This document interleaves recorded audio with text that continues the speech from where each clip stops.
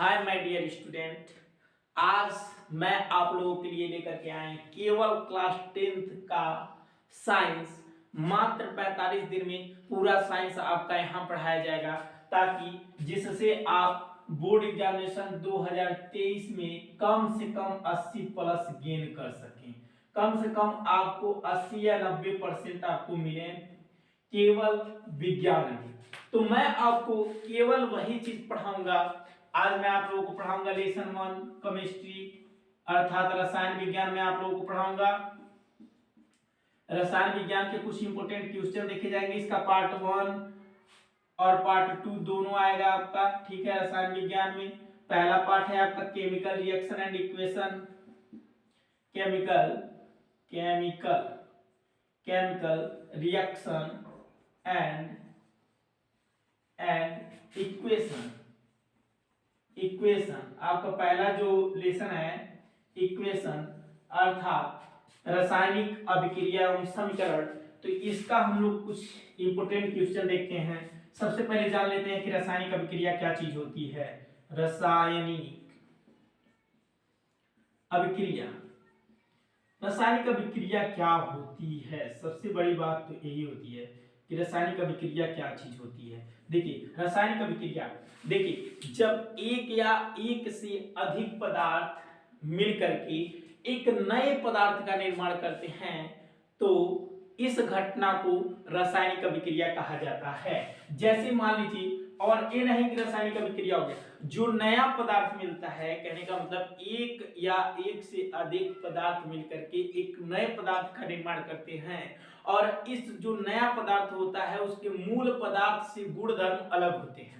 जैसे कि मान लीजिए यहाँ पर H2 है और प्लस O, यदि हम हाइड्रोजन और ऑक्सीजन को मिलाएं, ठीक, ऑक्सीजन को मिलाएं तो क्या चीज होगा, एक नया पदार्थ बनेगा अर्थात H2O बनेगा, जल बनेगा। देखिए यहाँ पर दोनों क्या थे, गैस थी, क्या थे, गैस। लेकिन जो ये दोनों आग लगाए, अगर ऑक्सीजन रहेगी तभी आग लगेगी, लेकिन जो जल होता है आग बुझाने का काम करता है। देखिए ये भी हाइड्रोजन से भी आग लगता है और ऑक्सीजन से भी, लेकिन जल जो है वह आग बुझाने का काम करता है। इसका मतलब देखिए रासायनिक अभिक्रिया क्या होती है, जब एक या एक से अधिक पदार्थ मिलकर के एक नया पदार्थ बनाते हैं और उस नए पदार्थ का गुणधर्म मूल पदार्थ से अलग होता है, इसे क्या कहा जाता है, रासायनिक अभिक्रिया कहा जाता है। जैसे कि मान लेते हैं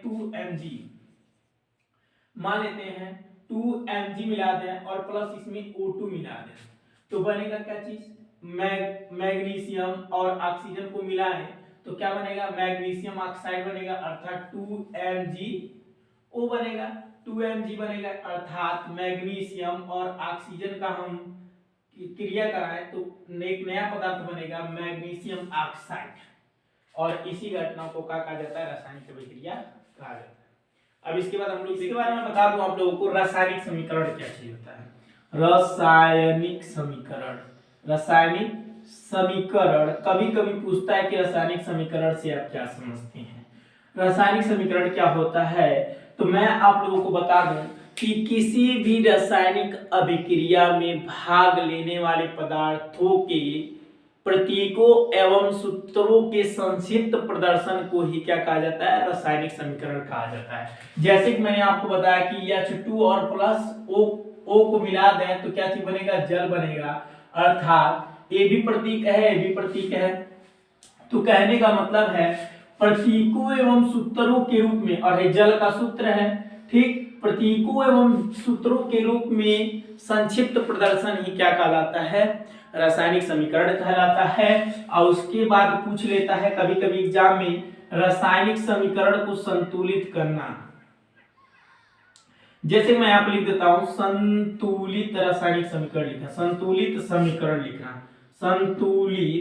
समीकरण लिखना, ठीक है, समीकरण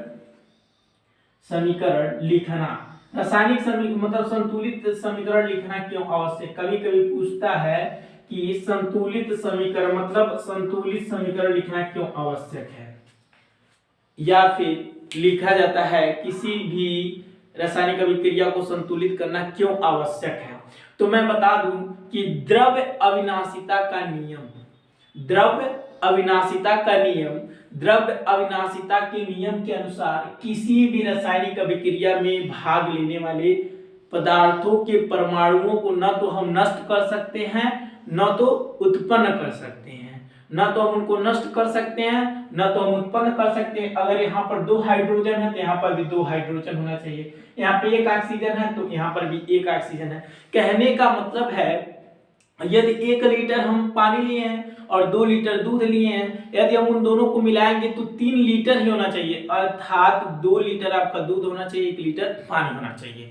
यही नियम है। अब वो तो गायब तो हो नहीं जाएंगे कि यदि हम उनको मिलाएंगे तो, अर्थात जब ये मिलते हैं तो नया पदार्थ बनता है, और जब नया पदार्थ बनता है तो इन्हीं दोनों चीजों से मिलकर के बनता है ना, तो जितना यहाँ होना चाहिए उतना वहां होना चाहिए, इसलिए इसको संतुलित करना अति आवश्यक है। इसके बाद यदि वीडियो अच्छा लगा हो तो प्लीज चैनल को सब्सक्राइब करिए। 45 दिन में, मात्र 45 दिन में, कल मैं इसका पार्ट 2 बनाऊंगा जो थोड़ा बड़ा होगा, 10-12 मिनट में बहुत सारे क्वेश्चन हम इसको सॉल्व करेंगे।